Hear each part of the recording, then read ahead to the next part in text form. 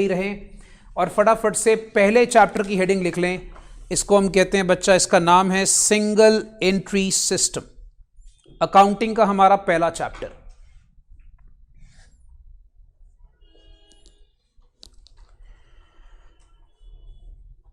चलिए, that's great. ठीक है, दैट विल बी ग्रेट बच्चा। अच्छा, अब सिंगल एंट्री सिस्टम जो है ये है क्या बेसिकली? देखिए, सिंगल एंट्री का दूसरा नाम है अकाउंटिंग फॉर इनकम्प्लीट रिकॉर्ड्स। इसका दूसरा नाम क्या है बच्चा? इसको कहते हैं अकाउंटिंग फॉर इनकम्प्लीट रिकॉर्ड्स। आप देखोगे आईसीए का जो मैंने आपको मॉड्यूल दिखाया अभी, उसका सिलेबस जो मैंने आपको सारा दिखाया, उसके अकॉर्डिंगली अगर आप चेक करोगे दोस्तों, तो आप उसमें देखोगे आपके पास नाम है अकाउंटिंग फॉर इनकम्प्लीट रिकॉर्ड्स। अब ये इनकम्प्लीट रिकॉर्ड्स है क्या? तो पहले इसका मीनिंग लिखते हैं। We'll write down the meaning, please write it down. मैं आपके लिए डिक्टेट कर रहा हूं, लिखना शुरू करते हैं बेटा। Incomplete accounting records, incomplete accounting records are those accounting records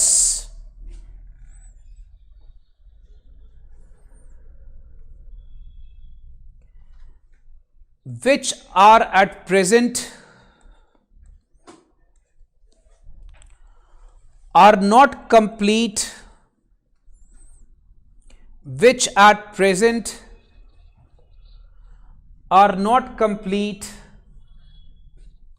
according to double entry system, according to double entry system, which are not complete according to double entry system। देखो, मैं आपको एक सिंपल सा फंडा समझाता हूं। हम लोगों ने बचपन में एक चीज सीखी थी, डबल एंट्री। एक होती है सिंगल एंट्री। डबल एंट्री क्या सीखते थे? क्या था बेटा double entry? Anyone can say? Double entry के रूल क्या थे? Yes, good. हर ट्रांजैक्शन की 2 एंट्री होगी। कहते हैं अगर जिसका डेबिट है तो उसका क्रेडिट भी होता है। होता था ना? सिंगल एंट्री में कई बार ऐसा नहीं होता। अब आपको एक छोटी सी बात बताता हूं। सबसे बढ़िया एग्जाम्पल लेते हैं अपने घर का। आपने अपने मॉम को देखा होगा कि आपके पापा आपकी मदर को, अगर मदर हाउसवाइफ है तो ठीक है, रेगुलर बेसिस पे खर्चा देते हैं घर चलाने के लिए। आपकी मदर क्या करती है? कॉपी सी रख लेती है ऐसे करके, उसमें कॉलम्स बना लेती है। उस पर वो क्या करेगी, यार मेरे को आज इन्होंने इतना, मतलब फादर साहब को बोलते ना, ऐसे लेडीज बोलते इन्होंने, ऐसे करके, तो मेरी स्वीट हार्ट ने इतना खर्चा दिया ऐसे करके। मैंने आज अपने बेटे चिंटू को इतना पैसे दिए, मिंटू को इतने दिए, टिंटू को इतने दिए, सिंटू की स्कूल फीस बढ़ी और गंटू जो है वो पैसे लेके भाग गया। ठीक है, इस तरह करके खर्चे हम सारे रिकॉर्ड कर लेते हैं, करते हैं। तो उन्होंने क्या कोई जर्नल बनाया होता है? वो क्या लेजर बनाते हैं, जर्नल बनाते हैं, ट्रायल बनाते हैं, वो डेबिट क्रेडिट बनाते हैं? नहीं, वो एक सिर्फ रफ अकाउंटिंग करते हैं। पुराने जमाने में क्या होता था, आपने देखे होंगे बही खाते। लाल रंग की किताब होती थी, लाल रंग की सुंदर सी किताब होती थी, बही खाते बोलते थे उसको। हमारे दादाजी वगैरह उसको ना कहते थे लंडा लैंग्वेज। पता आप लोगों को, अकाउंट्स पहले लंडा लैंग्वेज में बनते थे, उल्टे बनते थे, और वो जो लैंग्वेज होती थी उसमें अकाउंट्स बनाए जाते थे। वो क्या डेबिट क्रेडिट बनाते थे? इतना पैसा आया, इतना पैसा गया। तो आपके अकाउंट्स जब इनकम्प्लीट नहीं होते और जब डबल एंट्री प्रिंसिपल्स को फॉलो नहीं करते, उसको हम कहते हैं सिंगल एंट्री सिस्टम। अब आप बोलोगे सर आजकल के ज़माने में ऐसा कहाँ होता है? आजकल तो सारे बंदे डबल एंट्री फॉलो करते हैं। नहीं बेटा, मैं आपको एग्जाम्पल देता हूँ, ज़रूरी नहीं है। एग्जाम्पल सुनो। सपोज कर लो हमारे जग्गू भैया हैं, मान लीजिए। अब जग्गू भैया एक छोटे से दुकानदार हैं। वो यार खाली अपनी रिसीव पेमेंट रिकॉर्ड करेगा, दैट्स इट। उसको क्या पड़ी है सारा कुछ बनाने की? वो क्या करेगा, मुझे इतने पैसे आए, मैंने इतने पैसे दिए, मेरे को रात को इतना पैसा बचा, बस मैं सुखी हूं। छोटा सा दुकानदार है यार, आपके नुक्कड़ पे पान की दुकान है, आप क्या एक्सपेक्ट करते? वो भाई साहब क्या सीए रख के बैठे होंगे? कल को आप सीए बन के काम मांगने पान वाले के पास चले जाओ? नहीं भैया, ऐसा नहीं करना। मेरी बात समझ में आ रही है? वो प्रॉपर अकाउंटिंग नहीं करते। तो जितने भी स्मॉल शॉपकीपर्स होते हैं वो कभी भी प्रॉपर फॉर्म में अकाउंटिंग नहीं करते हैं। तो उनकी जो अकाउंटिंग होती है उसे क्या कहा जाता है? Single entry system. राइट? ये बात सारे याद रखेंगे। अब इसमें एक फंडा है।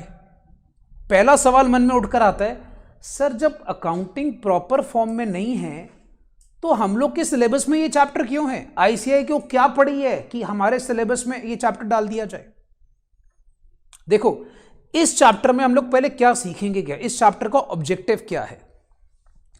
इस चैप्टर का ऑब्जेक्टिव यह है बच्चा, याद रखना, इस चैप्टर का ऑब्जेक्टिव यह होगा कि आपको यह सिखाया जाएगा इस चैप्टर में कि बेटा तुम्हारे अकाउंट इनकम्प्लीट हैं, तुम्हें उस इनकम्प्लीट को कंप्लीट कैसे करना है।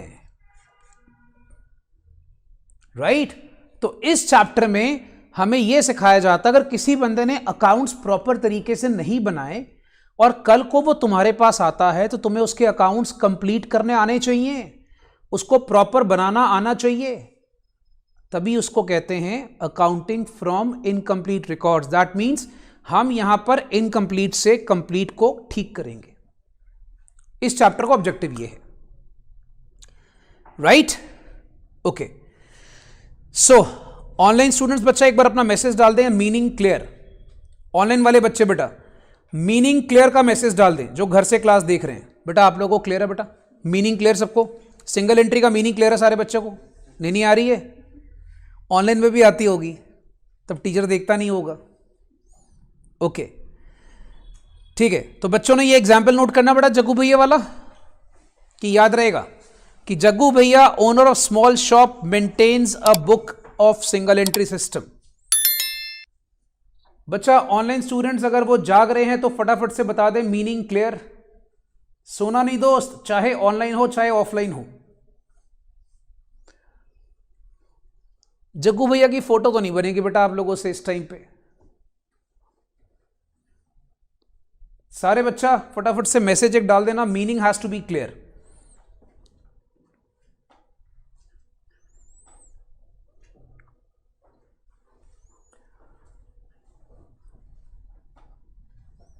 चलिए, दैट्स ग्रेट।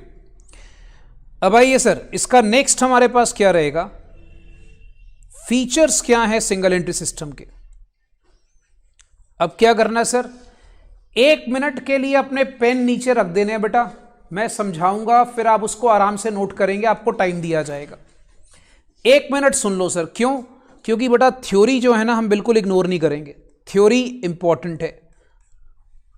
ठीक है, थ्योरी आती होती है बेटा पेपर में। सबसे पहली बात, it is an inaccurate, unscientific and unsystematic method of recording business transaction. इतनी अंग्रेजी सबको आती भाई? क्या इनएक्यूरेट मेथड है, अनसाइंटिफिक है मतलब जिसका कोई लॉजिक नहीं है, सिस्टमैटिक नहीं है, तभी सिंगल एंट्री है। Okay, number 1। Number 2, there is no uniformity in the nature of records, summary information maintained, the extent of records available depends upon the requirements, convenience etcetera in each firm. मतलब कोई भी genuine तरीके से आप books record नहीं करते हो, जैसे मर्जी आया किताबें रिकॉर्ड कर दी, कोई प्रॉपर ट्रांजैक्शन की रिकॉर्डिंग नहीं होती, कोई प्रॉपर ट्रांजैक्शन का रिकॉर्ड्स अवेलेबल नहीं होता। ठीक है, अपने कन्वीनियंस के हिसाब से हम अकाउंटिंग करना शुरू कर देते हैं, उसे क्या कहते हैं? Single entry system. जैसे ठीक लगा रिकॉर्ड कर दिया, कोई प्रॉपर मेथड प्रिंसिपल फॉलो नहीं करा। Next, generally there is no accounting record for real and personal accounts. इसमें हम एक्चुअली आपको बता देता हूं, इसमें हम ज्यादा नॉमिनल को ही रिकॉर्ड करते हैं, रियल पर्सनल रिकॉर्ड ही नहीं किया जाता। मैंने गुड्स बेचे, किसको बेचे ये नहीं पता, बेचे हैं बस खाली। बात समझ में आ रही है? मेरी साल की कितनी सेल हुई, मुझे प्रॉफिट कितना हुआ, मुझे लॉस कितना हुआ, ये नहीं पता लगता मुझे। अब वैसे भी खुद सोचो यार, आप लोगों ने कैश बुक करा हुआ है? कैश बुक एक रिसीव पेमेंट ही होता था, कभी वो प्रॉफिट लॉस बताता था आपको? नहीं। ठीक है, तो इसमें आप लोग क्या करते हो, यहां पर आप रियल और पर्सनल रिकॉर्ड्स रिकॉर्ड नहीं करते हो। अच्छा, उसके बाद cash book summary may not differentiate between personal business transaction of owners and partners. अब जैसे आप लोगों ने एक बचपन में कॉन्सेप्ट करा था, सेपरेट एंटिटी कॉन्सेप्ट। क्या सिखाते थे बेटा, ओनर अलग है, बिजनेस अलग है। ओनर जो पैसा देगा उसको कैपिटल मानेंगे, उसको लायबिलिटी बनाएंगे। सिंगल एंट्री में कुछ नहीं होता ऐसा। सिंगल एंट्री वाले बंदों ने कुछ नहीं करा होता, कहता बिजनेस भी अपना, ट्रांजैक्शन भी अपनी, मैं भी अपना, सब कुछ अपना। ठीक है, तो उन लोग कोई डिफरेंशिएट नहीं करते, वो कोई सेपरेट एंटिटी कॉन्सेप्ट गया तेल लेने। कहां गया वो? तेल लेने, याद रखना। अच्छा, इसके अंदर जो प्रॉफिट कैलकुलेट करते हैं, profit under this system is only an estimate, hence the true and correct profits can not be determined. तो प्रॉफिट यहां पर क्या होता है, सिर्फ एक अंदाजा होता है। बात समझ में आ गई बेटा? प्रॉफिट क्या है? सिर्फ एक अंदाजा, एक तुक्का है कि प्रॉफिट हमने कैलकुलेट कर लिया, बट सही प्रॉफिट नहीं होता। इसी तरीके से जो आप यहां पर फाइनेंशियल पोजीशन की स्टेटमेंट बनाते हो, कोई बच्चा बता सकता है sir statement of financial position क्या होती है? Very good, balance sheet. कौन बोला? Good. Statement of financial position एक तरह की बैलेंस शीट होती है जो आपके एसेट्स और लायबिलिटीज को रिकॉर्ड करती है। ठीक है, और वो आपकी सही नहीं होती और यहां मैच भी नहीं करती। सिंगल एंट्री है ना यार, मैच नहीं करती। हाँ, वो अलग बात है कि हम लोग कॉमर्स स्टूडेंट, हम तो मैच करा देंगे बेटा, हमारे अंदर ये आर्ट है।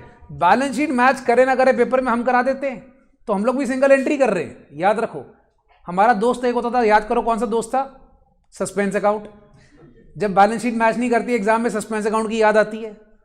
ठीक है, तो याद रखिएगा, यहां की जो बैलेंस शीट है वो नॉर्मली मैच नहीं करती, बिकॉज आपका डेटा कंप्लीट नहीं होता। तो ये 5 फीचर्स आपने सिंगल एंट्री के नोट करने बेटा।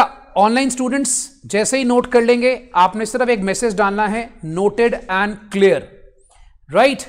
और ऑफलाइन आप मुझे बता देंगे बेटा।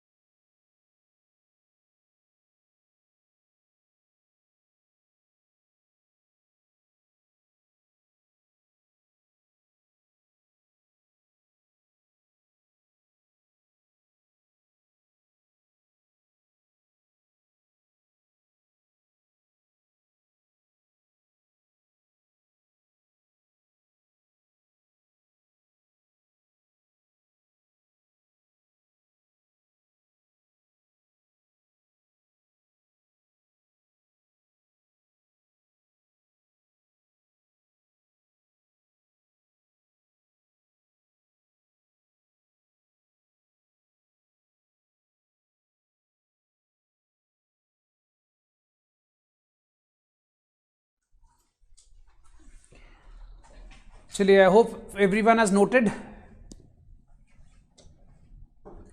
ठीक है दोस्त, इसके बाद सिंगल एंट्री, यस बच्चा, इट्स गुड। अब मुद्दा यह है भाई कि सिंगल एंट्री कितने टाइप्स की होती है। ठीक है, अब ध्यान से देखिएगा बेटा, एक थ्योरी के लिए बड़ा इंपॉर्टेंट कॉन्सेप्ट है कि सिंगल एंट्री के टाइप्स क्या क्या होते हैं। आई होप सबने नोट कर लिए, राइट? तो मैं इसको हटा रहा हूं। सिंगल एंट्री के बच्चा टाइप्स क्या क्या होते हैं। सबसे पहले एक होती है प्योर सिंगल एंट्री, समझेंगे सारे बच्चे। प्योर सिंगल एंट्री क्या होती है? प्योर से वर्ड आ गया पी, पी से याद रखना, जहां पर सिर्फ पर्सनल अकाउंट्स मेंटेन किए जाते हैं। कौन से? इसमें हम लोग क्या मेंटेन करते हैं? सिर्फ और सिर्फ पर्सनल अकाउंट्स, इसमें बाकी मेंटेन ही नहीं करते।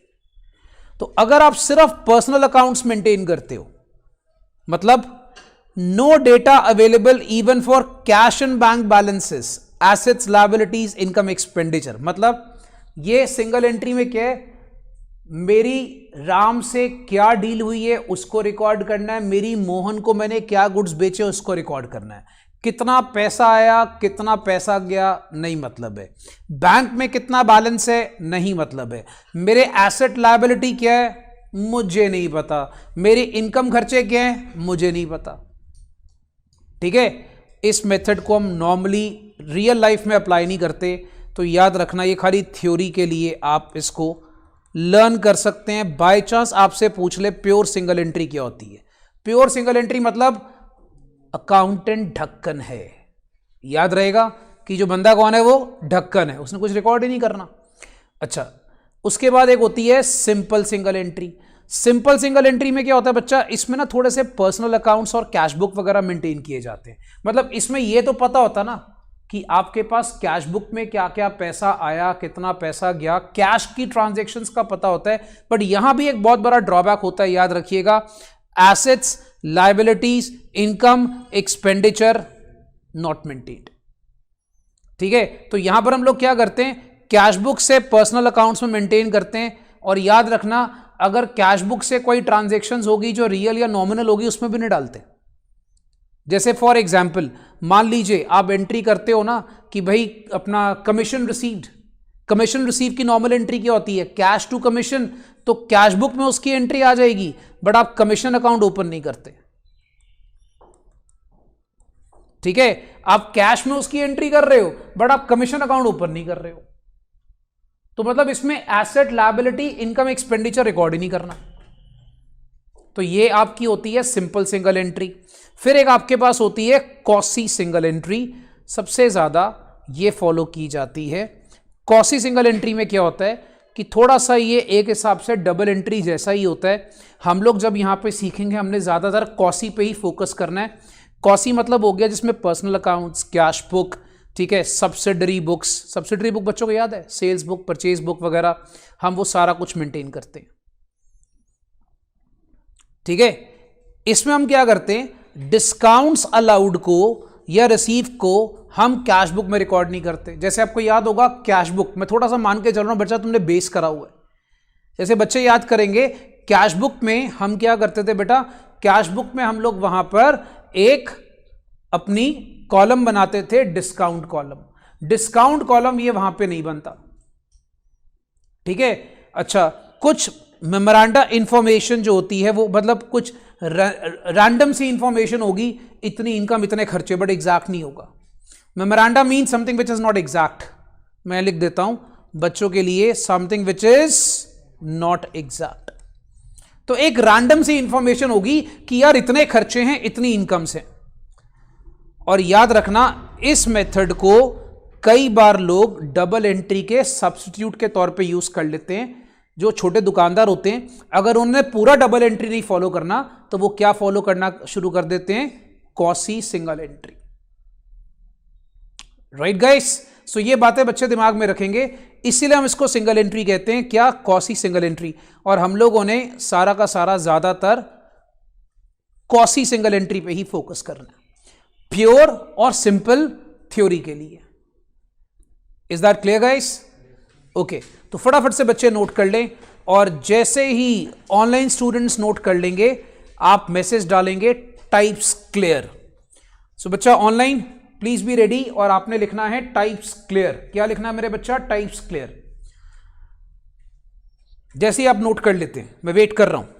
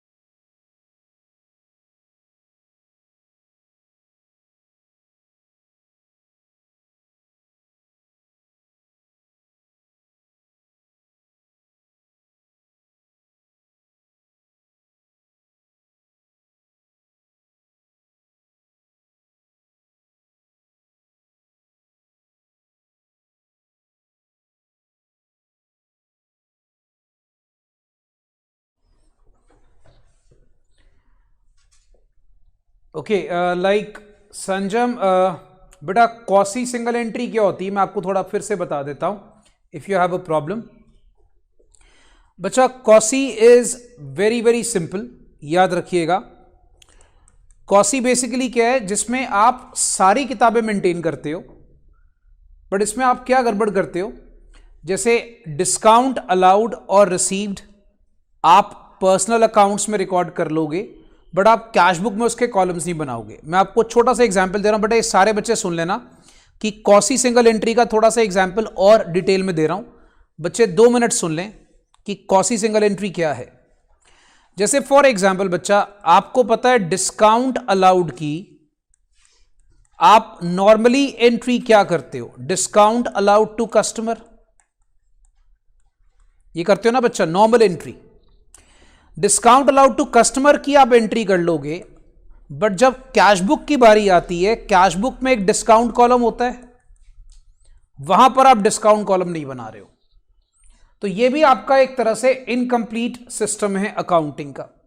मतलब आपने एंट्री पास कर ली, हो सकता है आपने एंट्री पास कर ली पर्सनल अकाउंट में, कस्टमर के अकाउंट में रिकॉर्ड कर लिया डिस्काउंट अलाउड, बट आप कैश बुक में रिकॉर्ड नहीं कर रहे हो। या मान लो आपने इनकम्स या एक्सपेंसेस का प्रॉपर इंफॉर्मेशन रिकॉर्ड नहीं करा, राइट? आपने क्या करा, आपने सारे खर्चे इनकम्स का प्रॉपर इंफॉर्मेशन रिकॉर्ड नहीं करा। तो इस इंफॉर्मेशन को जब आप खर्चों की, इनकम्स की, आप प्रॉपर इंफॉर्मेशन रिकॉर्ड नहीं करते हो, डिस्काउंट अलाउड को कैश बुक में नहीं डालते हो। बट आप देखो, आप ऑलमोस्ट डबल एंट्री के सारे अकाउंट्स मेंटेन कर रहे हो। आप पर्सनल मेंटेन कर रहे हो, आप कैश बुक मेंटेन कर रहे हो, आप सब्सिडरी बुक्स मेंटेन कर रहे हो, राइट। बट यहां पर आप क्या मेंटेन नहीं कर रहे बच्चा? यहां पर आप बेसिकली नॉमिनल मेंटेन नहीं कर रहे। You are not maintaining the nominal part. So this is sort of quasi single entry. मतलब जहां पर आप कुछ ना कुछ गलतियां कर रहे हो, फिर भी किसकी गलतियां? आप नॉमिनल की गलतियां कर रहे हो। सो आई होप बच्चा इट्स क्लियर। तो संजय मिर्जा प्लीज अपना एक आंसर कर देना, दैट इज क्लियर। बेटा आप लोग में से किसी बच्चे को डाउट तो नहीं है कॉसी सिंगल एंट्री क्या होता है? बेटा main difference lies in nominal account. बच्चा main difference lies in nominal account, याद रखिएगा। We should say discount, actually discount is also nominal account, but we also do not record expenses incomes in a proper manner, याद रखना।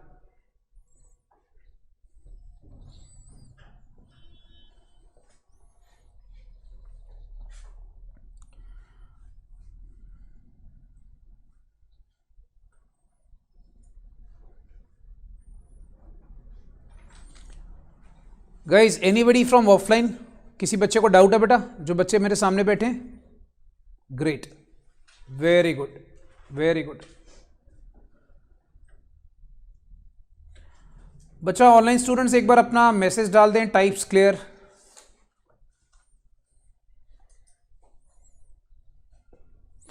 और noting करते जाना भाई, writing is necessary.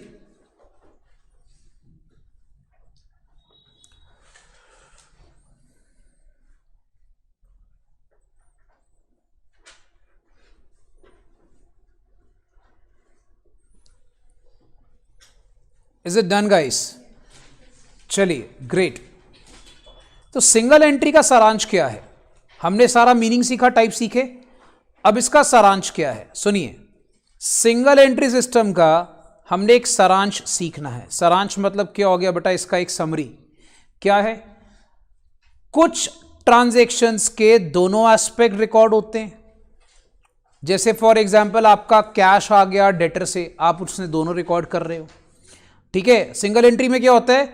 जैसे आपने कैश आया डेटर से, तो यहां पर आप क्या कर रहे हो? आप रियल की भी रिकॉर्डिंग कर रहे हो, आप पर्सनल की भी रिकॉर्डिंग कर रहे हो। चलो, कुछ ट्रांजैक्शन के सिर्फ एक एस्पेक्ट रिकॉर्ड होते हैं। जैसे फॉर एग्जांपल आपने कैश सेल्स करी, तो एंट्री होती है कैश टू सेल्स। आपने कैश में रिकॉर्डिंग कर दी, सेल्स को रिकॉर्ड नहीं करा, ठीक है। तो सिंगल एंट्री है क्या? सिंगल एंट्री का सारांश क्या है कि भाई हो सकता है दोनों रिकॉर्ड करे हो सकता है आपने एक रिकॉर्ड करे हो सकता है आपने कोई रिकॉर्ड ना करा हो। जैसे फॉर एग्जांपल आप प्रोविजन क्रिएट करते हो, तो नॉर्मली एंट्री क्या होती है? PL to provision for doubtful debts. यही करते हो ना बेटा? PL to provision for doubtful debts entry करते हो। पीएल बनाते हो आप सिंगल एंट्री में? नहीं, आप प्रॉपर पीएल बनाते ही नहीं हो। प्रॉपर पीएल तो बच्चा तुम सिंगल एंट्री में बनाते ही नहीं हो, तो फिर तुम ये एंट्री कर रहे हो? नहीं, तुम इसका एंट्री का कोई एस्पेक्ट नहीं पास कर रहे। तो याद रखना, ये मैंने कुछ एग्जाम्पल दिए हैं थ्योरी के अंदर कि सिंगल एंट्री के अंदर ट्रांजैक्शंस तीनों टाइप्स की हो सकती है। नंबर 1, जिस ट्रांजैक्शन के दोनों एस्पेक्ट रिकॉर्ड करे। बहुत सारी ऐसी ट्रांजैक्शन है जो रियल और पर्सनल इन्वॉल्व करती है, तो रियल पर्सनल हो सकता है हम दोनों रिकॉर्ड कर रहे हैं। नंबर 2, हो सकता हम सेल रिकॉर्ड नहीं कर रहे या परचेज रिकॉर्ड नहीं कर रहे, बट उसका रियल वाला पार्ट रिकॉर्ड कर रहे हैं। हो सकता हम ट्रांजैक्शन के तीनों पार्ट रिकॉर्ड नहीं कर रहे, तो सिंगल एंट्री में तीनों में से कोई भी ट्रांजैक्शन आ सकती है, राइट?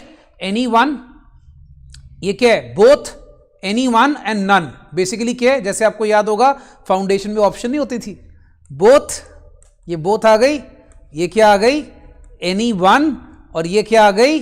नन। एक हिसाब से ये चीज है। तो ये सिंगल एंट्री का सारांश है, राइट गाइस?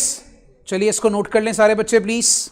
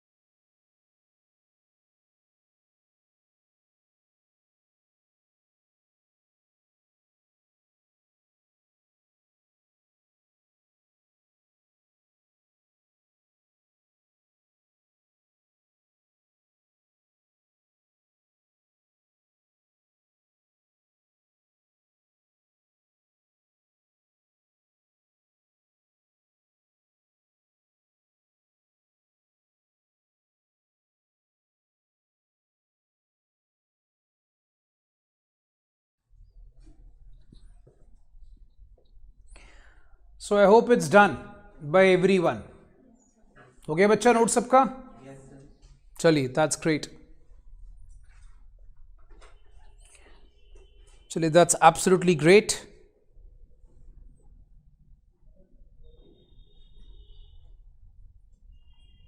अब आइए सिंगल एंट्री के अंदर बच्चा हमारे पास कुछ होती है लिमिटेशंस। लिमिटेशंस का मतलब आप समझ सकते हैं disadvantages. Disadvantages, limitations single entry के अंदर बहुत सारे होते हैं। पहली लिमिटेशन क्या है भाई, तुम कोई भी अरिथमेटिकल एक्यूरेसी चेक नहीं कर सकते हो। सिंगल एंट्री के अंदर तुम्हारा कभी भी बैलेंस शीट मैच नहीं करेगा, तुम्हारे एसेट लायबिलिटी एक्यूरेट है कि नहीं है तुम्हें नहीं पता लगेगा, तुम्हारे प्रॉफिट सही है कि नहीं तुम्हें नहीं पता लगेगा। तो तुम क्या बिजनेस में कभी अच्छा ट्रू फाइनेंशियल परफॉर्मेंस जज कर पाओगे? नहीं। सिंगल एंट्री के बहुत सारे ड्रॉबैक्स हैं। अब इसीलिए आपको यह काम सौंपा जाता है कि अगर किसी ने अकाउंट सिंगल एंट्री से बनाया हुआ तो उसको डबल एंट्री में कन्वर्ट करो। यह काम हमारा होता है अकाउंटेंट का, एक सीए स्टूडेंट का, कि अगर किसके अकाउंट्स गलत हैं तो उसको ठीक करते हैं।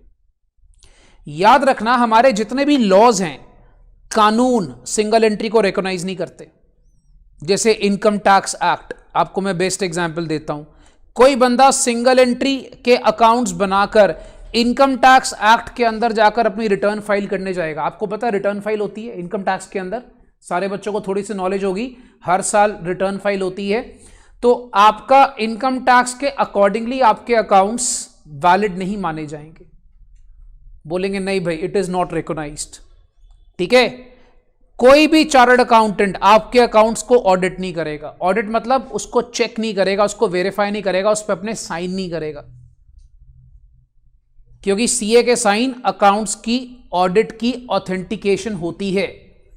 सीए के साइंस बताते हैं भाई आपको, मतलब आप लोग के सिग्नेचर इन फ्यूचर क्या होंगे कि भाई हमारे जो है सिग्नेचर लग गए, मतलब accounts are authenticated. So audit भी नहीं होता। और याद रखना फ्रॉड डिटेक्ट करना इज वेरी वेरी डिफिकल्ट। तो सिंपल सा फंडा है दोस्त, एक्यूरेसी भी नहीं होती, परफॉर्मेंस भी चेक नहीं कर पाते, लॉज इसको रिकॉग्नाइज नहीं करते हैं। याद रखिएगा ऑडिट पॉसिबल नहीं है, और फ्रॉड तो भाई हम इसमें कैलकुलेट कर ही नहीं पाते। सो ये कुछ बहुत बड़े डिसएडवांटेजेस हैं जो सिंगल एंट्री के अंदर फॉलो किए जाते हैं। आई होप सबने नोट कर लिए होंगे। बेटा ऑनलाइन स्टूडेंट्स अगर आपने नोट कर लिए तो मैं आगे चलता हूं, सारे बच्चे बता देना बेटा सबने नोट कर लिए? ठीक है भाई। तो ये हमारे 5 ड्रॉबैक्स हैं सिंगल एंट्री के अंदर, सारे बच्चे याद रखिएगा। I hope online you have also done it. Okay, अब एक मुद्दा आता है, सर डबल एंट्री और सिंगल एंट्री में फर्क क्या है? 2 मिनट बच्चे सुने मेरी बात को, मैं आपको एक्सप्लेन कर दूंगा, फिर आपको नोट करने का टाइम मिलेगा, तो आप 1 मिनट सुन लें, क्योंकि देखो थ्योरी है, थ्योरी अगर सुन के लिख लोगे तो जल्दी समझ में आ जाएगी, राइट? तो अगर हम सपोज कर लीजिए थ्योरी को पहले सुन लें और फिर लिख लें तो जल्दी समझ में आती है। तो पहले 2 मिनट सुन लें। फंडा क्या है कि it is based on certain principle and assumptions. अभी मुझे कहने की जरूरत नहीं बच्चा कि accounts is based on principle and assumptions. Accounts में बहुत सारे प्रिंसिपल्स होते हैं, बट हमने पढ़ा हुआ है। सिंगल एंट्री में ऐसा कोई प्रिंसिपल नहीं है। सिंगल एंट्री में अपना मालिक हम खुद हैं, मतलब जैसे मर्जी आती बना लो। इसमें दोनों एस्पेक्ट ट्रांजैक्शन के रिकॉर्ड किए जाते हैं, इसमें दोनों एस्पेक्ट ट्रांजैक्शन के रिकॉर्ड नहीं किए जाते सिंगल एंट्री के अंदर। इसमें हम हर तरह के अकाउंट्स की चर्चा करते हैं, नॉमिनल, रियल, पर्सनल। इसमें हम सिर्फ कैश और पर्सनल पे ज्यादा फोकस करते हैं। आपको मैंने बताया था नॉमिनल नॉर्मली इग्नोर किया जाता है। मैंने कॉसी सिंगल एंट्री का एग्जांपल दिया था ना अभी, तो कॉसी में ज्यादा क्या होता है, नॉमिनल को इग्नोर किया जाता है। इसमें हम ट्रायल बैलेंस बनाते हैं डबल एंट्री में, हाँ जी सर बनाते हैं, बट इसमें मेरे भाई ट्रायल बैलेंस बनाते नहीं। ट्रायल बैलेंस नहीं बनाते तो अकाउंट्स की एक्यूरेसी चेक कर पाओगे? नहीं कर पाओगे। अच्छा, फिर उसके बाद क्या हम इसमें ट्रू प्रॉफिट लॉस को हम डिटरमाइन कर सकते हैं? यस मेरे बच्चा, हम ट्रू प्रॉफिट लॉस को डिटरमाइन कर सकते हैं, बट इसमें सिर्फ एस्टिमेटेड प्रॉफिट लॉस को डिटरमाइन किया जाता है। मैं बिल्कुल बेसिक से पकड़ रहा हूं इस चीज को, चैप्टर को। आप देखोगे मैं बिल्कुल बेस पे जा रहा हूं। ये सारी चीजें मैं बता चुका हूं, मैं फिर आपको लिखवाऊंगा, क्योंकि एक बार अच्छे से बेस इसका क्लियर कर लो, बहुत जरूरी है। इसमें ट्रू फाइनेंशियल पोजीशन आप बैलेंस शीट से डिटरमाइन करते हो, इसमें बैलेंस शीट बनती नहीं है प्रॉपर तरीके से, तो ट्रू फाइनेंशियल पोजीशन कहां से पता लगेगी? फिर इसको हम आमतौर पे सब लोग यूज करते हैं, इसको नॉर्मली छोटे दुकानदार यूज करते हैं। सिंगल एंट्री कौन यूज करता है? Small traders. डबल एंट्री को सरकार रिकॉग्नाइज करती है, इसको सरकार रिकॉग्नाइज्ड नहीं करती। इजी? ठीक है, तो बच्चे बेटा नोट करने के बाद ये था थ्योरी इस चैप्टर का। अब इसके बाद आएगा प्रैक्टिकल। सर इस चैप्टर में थ्योरी इतनी, बस बच्चा इतनी ही थ्योरी है इस चैप्टर में। और आज की हमारी पहली क्लास सिर्फ सिंगल एंट्री का इंट्रोडक्शन ही थी, प्रैक्टिकल हम करेंगे कल, याद रखिएगा। आज हम प्रैक्टिकल नहीं स्टार्ट करेंगे, प्रैक्टिकल हम करेंगे अगली क्लास में, that is tomorrow. First class introduction to theory, ठीक है। और जो मैंने आज आपको 10 कमांडमेंट्स बताए बच्चा, उसको जरा लिख लेना अच्छे से और बच्चे अच्छे से उसको फॉलो करना शुरू कर देना। स्टार्ट मेकिंग योर प्लान्स अभी से, क्योंकि अभी से प्लान कर लोगे तो आपके पास लास्ट में काफी अच्छा खासा टाइम बच जाएगा। तो once you noted, online students please write down that everything is clear, because this was the first class of theory. So please इसमें मेंशन कर दे बच्चा that everything is clear।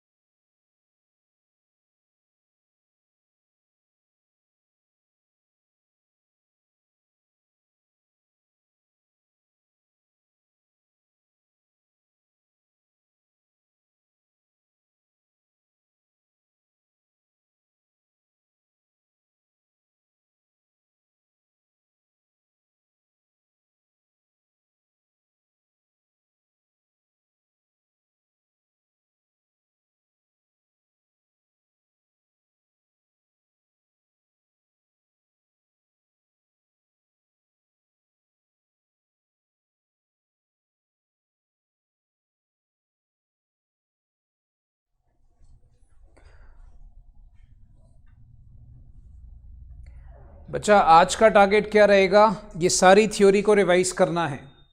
Make this point very clear, because आज मुझे आपको थोड़ा सा syllabus के बारे में पहले बताना था, तो we are doing with very nominal part today, just very basic part. So बच्चे बस याद रखिएगा कि आज का टारगेट है ये सारी की सारी थ्योरी को रिवाइज करना है।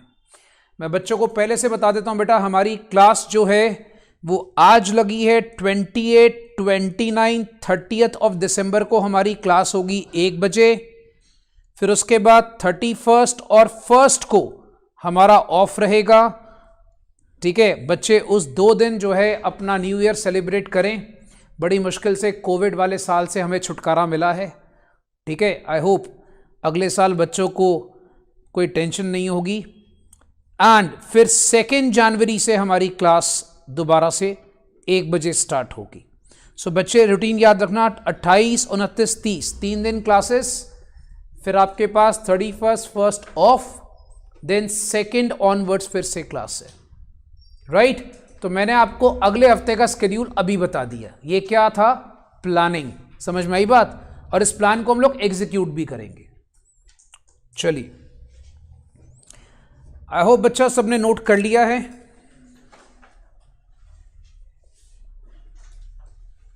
So guys you can take a break, then you have a costing class. तो सारे बच्चे ब्रेक ले सकते हैं and then you have a cost class. ठीक है बच्चा, is it done? Thank you, thank you guys, bye bye, see you. Online students ने नोट कर लिया बच्चा? Okay bye, see you, thank you, bye bye. लिखना शुरू करेंगे। आज का टॉपिक क्या है दोस्त? Methods of single entry system. तो हमारा आज का टॉपिक क्या है मेरे भाई? चलिए अब थोड़ा सा स्लो हो जाते हैं। सबसे पहले हम लोग यहां पर क्या कर रहे हैं बेटा? Methods of single entry system.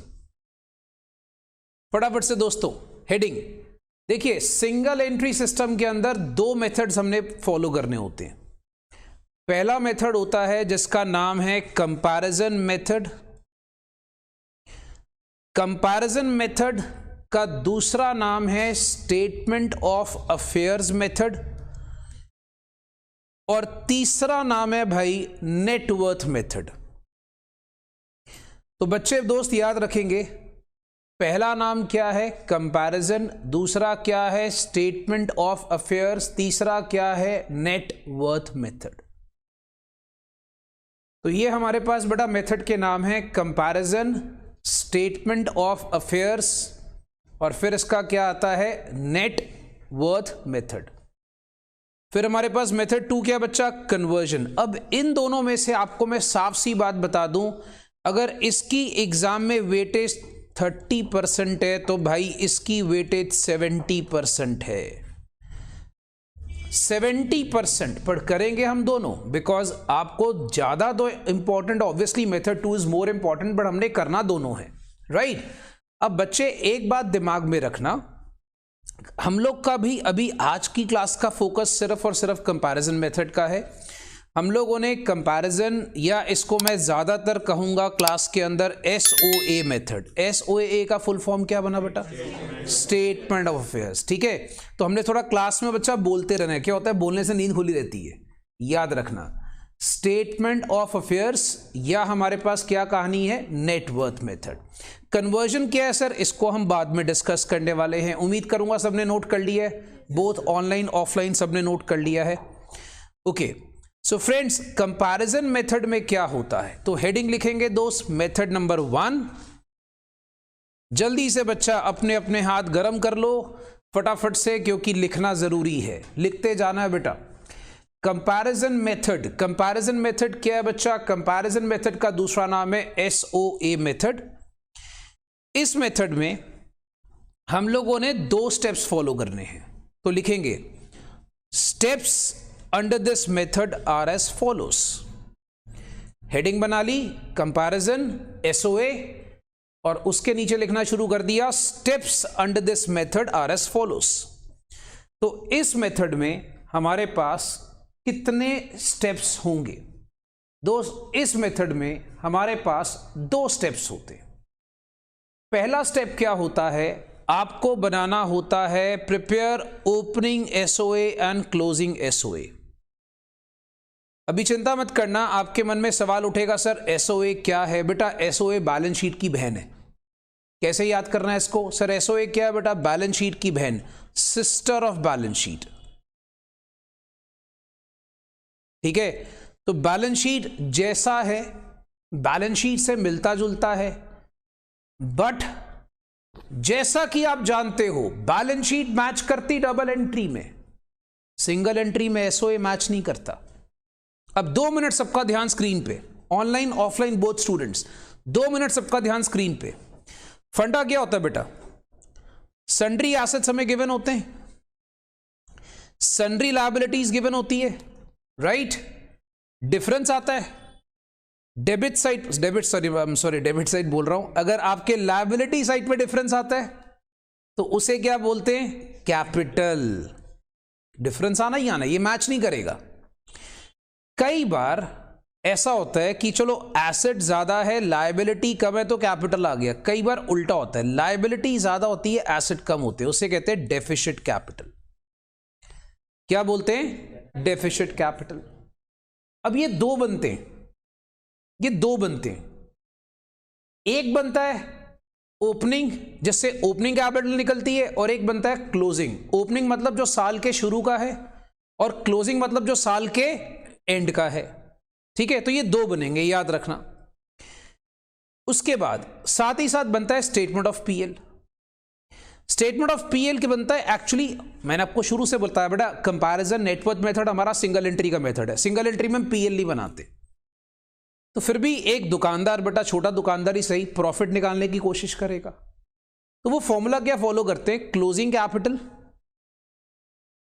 उसमें ड्राइंग्स ऐड कर लेते हैं। अब यहां पर आपका क्या है बच्चा? ड्राइंग्स। अब ये ड्राइंग्स जो है ये बड़ी वाइड टर्म है, बहुत ही वाइड टर्म है, तो इसकी डिटेल्स जो है अभी आ रही है, तो मैं आपके लिए लिख रहा हूं डिटेल्स बिलो। बिलो मतलब अभी नीचे अगली स्लाइड्स में इसकी डिटेल्स मैं आपको बताऊंगा।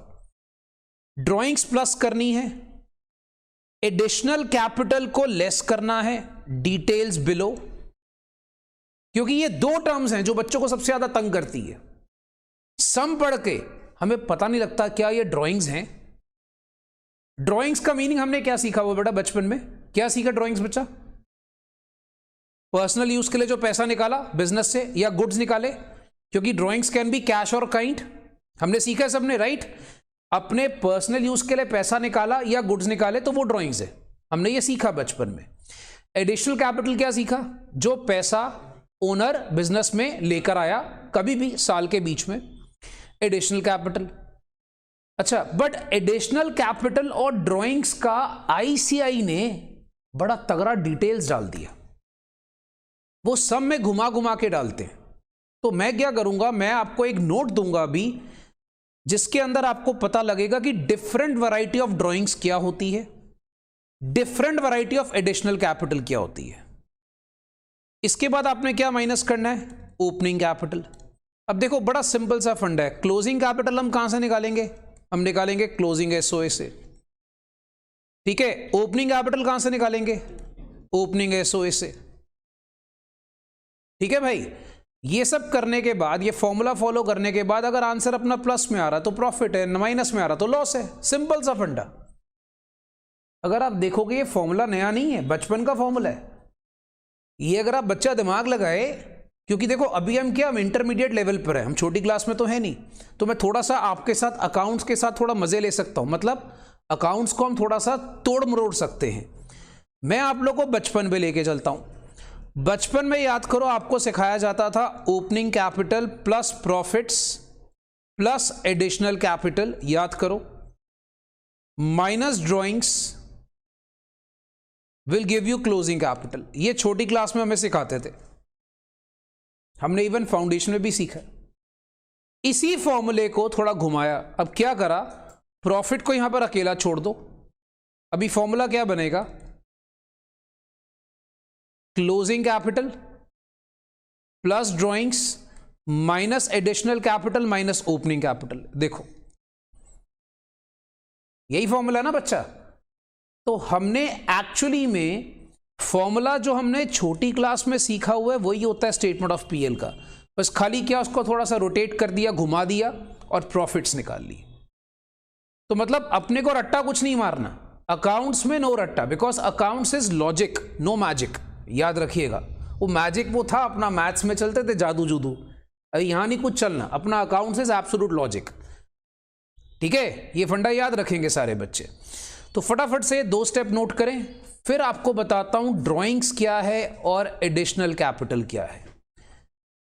आईसीआई ने कुछ लेटेस्ट चीजें डाली हैं ड्राइंग्स और एडिशनल कैपिटल में। अगर आप लोग सारे बच्चे देखोगे, मई 2021 में ना नए स्टडी मॉड्यूल आए हैं, आप लोगों को शायद पता नहीं होगा, जब तक आप नोट कर रहे हो मैं आपको बता देता हूं।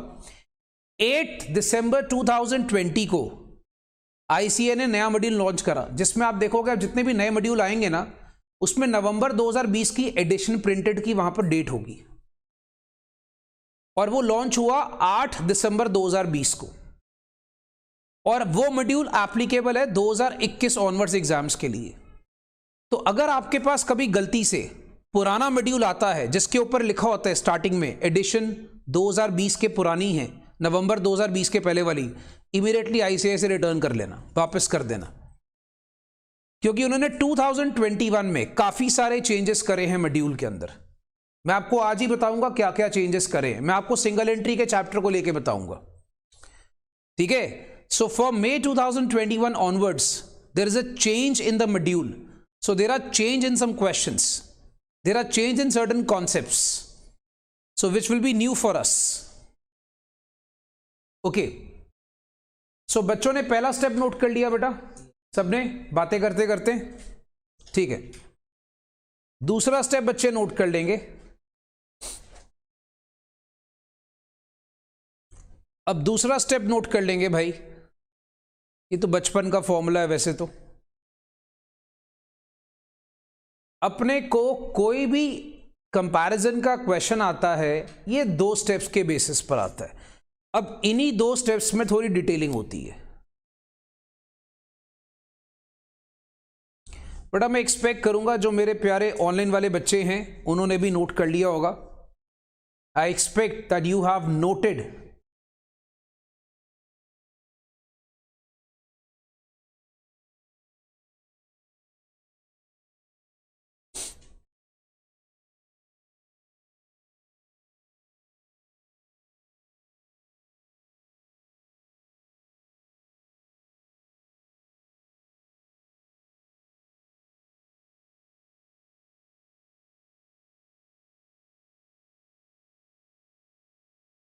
Okay, I hope it's done.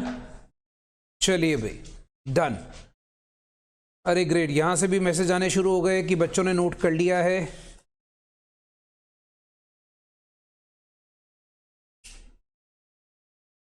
ठीक है भाई, दैट्स गुड। अब सुनिए, पहले तो बच्चों को ना प्रैक्टिकल कराने के पहले मैं एकदम डिटेल में जा रहा हूं।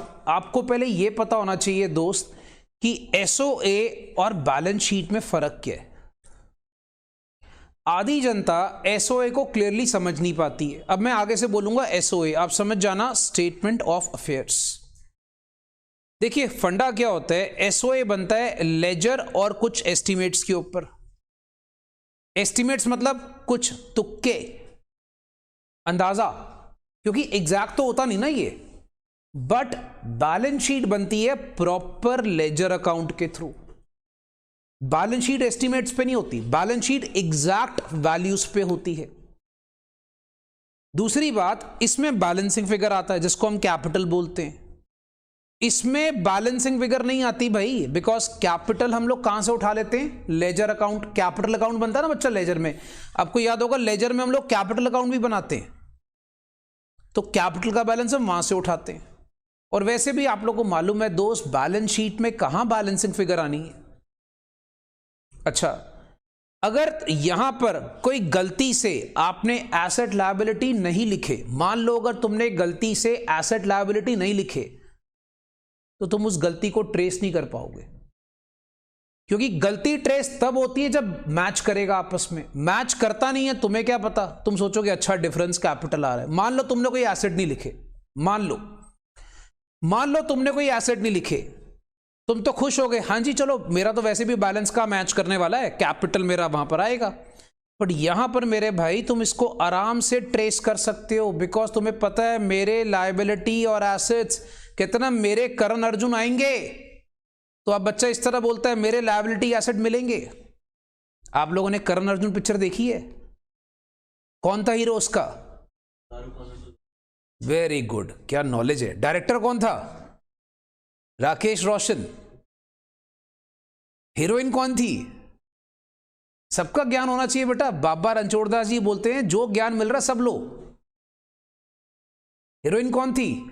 Very good. दूसरी हीरोइन कौन थी? दूसरी हीरोइन का नाम बताने पे 5 करोड़ का आशीर्वाद मिलेगा बेटा। जल्दी से देख रहा हूं कौन से बच्चे बता रहे हैं, ऑनलाइन वाले बच्चे को जवाब दे बेटा। हीरोइन कौन थी उसकी? सेकंड हीरोइन का नाम बताओ। गूगल पे नहीं देखना, गूगल को नहीं तंग करना। ममता कुलकर्णी। सर नाम भी नहीं सुना बेटा, हमारे जमाने की थी ना, हम देखते थे उसको, ठीक है? तो याद रखिएगा, अभी आप लोग का जमाना चेंज हो। आप लोग तो बेटा वो कौन सी है, दिशा पटनी या पटानी, उसका नाम लोगों ने डाल दिया है दिशा पटाली। Okay fine. सो बच्चा भाई यहां पर देख रहा है it shows only estimated financial position. भाई मेरे याद रखना ये सिर्फ एक एस्टिमेटेड फाइनेंशियल पोजीशन बताता है, बट ये एक ट्रू फाइनेंशियल पोजीशन बताता है। तो ये सारी बातें याद रखो बेटा। बैलेंस शीट और एसओए का ये फर्क होता है। तो मैं एक बार आपको ये चारों डिफरेंसेस मेनली आपको बता देता हूं। 4 मेन डिफरेंसेस हैं। पहला, लेजर अकाउंट्स और एस्टिमेट्स पे बनता है, balance sheet proper ledger account पे बनता है। दूसरा, बैलेंसिंग फिगर आता है जिसको हम कैपिटल बोलते हैं, बैलेंस शीट में कोई बैलेंसिंग फिगर नहीं आता। तीसरा, एसेट लायबिलिटी अगर तुमने गलती से ओमिट कर दिए तुम उसको ट्रेस नहीं कर पाओगे, बट यहां पर हम एसेट लायबिलिटी के ओमिशन को ट्रेस कर सकते हैं। चौथा, फाइनेंशियल पोजीशन एस्टिमेटेड बताता है, एसओए।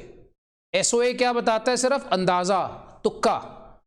बट बैलेंस शीट आपकी ट्रू फाइनेंशियल पोजीशन बताता है। बैलेंस शीट क्या बताता है? आपकी एग्जैक्ट फाइनेंशियल पोजीशन। तो ये बच्चा इनमें डिफरेंस है एसओए और बैलेंस शीट के अंदर। आई थिंक सबने नोट कर लिया होगा बच्चा, सारे बच्चे देख लेना that everything has been noted. तो मैं आगे चलता हूं। अब हम लोग आएंगे कि हमारे आईसीआई साहब, हमारे जो गुरुजी हैं आईसीआई, वो हमारे ड्राइंग्स को लेकर क्या डेफिनेशन देते हैं और एडिशनल कैपिटल को लेकर क्या डेफिनेशन देते हैं। अब हम क्या करेंगे, थोड़ी देर के लिए बेटा मौसम बहुत सुहाना है, सर्दी है, पेन को रख दो अपनी कॉपी पे और जेबों को हाथ में डाल लो ताकि थोड़े हाथ गर्म हो जाए। देखो हमने आराम भी तो करना है जिंदगी में, पढ़ने में सारी थोड़ी लाइफ निकाल देनी है नहीं बेटा, आराम आराम से करेंगे, टेंशन मत लो। अब मेरा कहने का मतलब यह है भाई कि तुम लोगों ने इसको सुनना नहीं है, ठीक है, लिखना है, समझ गए? नहीं सर उल्टा बोल रहे हैं सर जानबूझ के, मैं देख रहा हूं जाग कितने रहे हैं। क्या कहना चाहता हूं भाई कि अभी लिखना नहीं है, सिर्फ सुनना है, क्योंकि ये पॉइंट नया है और इंपॉर्टेंट है। ये न्यूली एडेड टर्म्स हैं, न्यूली एडेड डेफिनेशंस हैं कुछ जो आपको समझनी चाहिए, जो डिटेल्स को समझना है। ओके सो उम्मीद करूंगा बच्चों ने इसको तो नोट कर लिया होगा, ठीक है? ये बच्चा कोई नोट कर रहा है? अच्छा कर लो नोट पहले, फिर मैं समझाता हूं। सारे बच्चे बेटा पहले इसको नोट कर ले मेरे दोस्त, फिर इसको समझते हैं आराम से।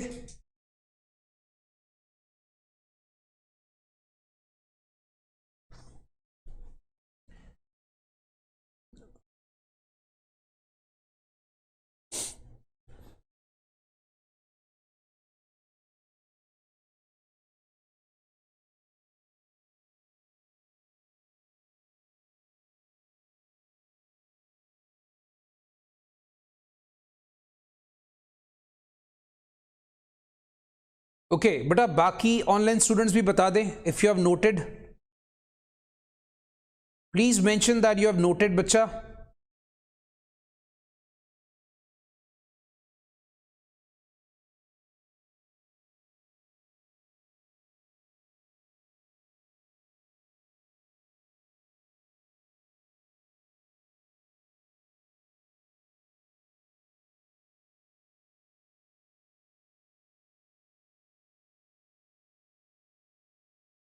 Okay, is it done?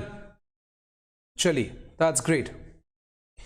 अभी सुनिए, now this is something very very important which needs to be understood.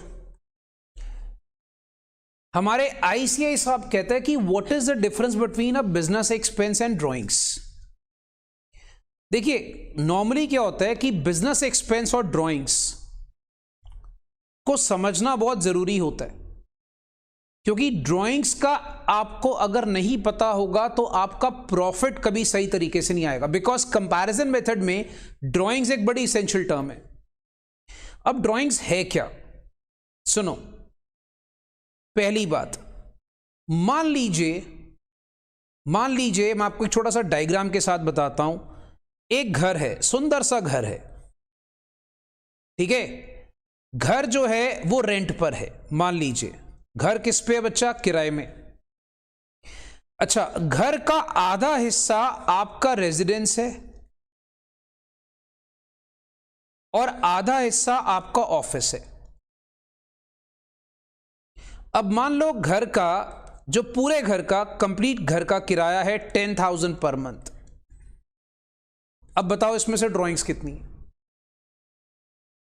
बताओ इसमें से ड्राइंग्स कितनी है? बड़ी सिंपल सी बात है, यस, जितना घर का एरिया तुम अपने रेजिडेंस के लिए यूज कर रहे हो वो तुम्हारी ड्राइंग्स है, ठीक है। तो पहला डेफिनेशन क्या बोलता है वो, कि rent of premises commonly use for residential as well as business purposes. That means in this case we have to segregate, हमें बांटना पड़ेगा, डिस्ट्रीब्यूट करना पड़ेगा। भाई, जितना तुम्हारे घर का पोर्शन ऑफिस के लिए यूज है वो ड्राइंग्स नहीं है।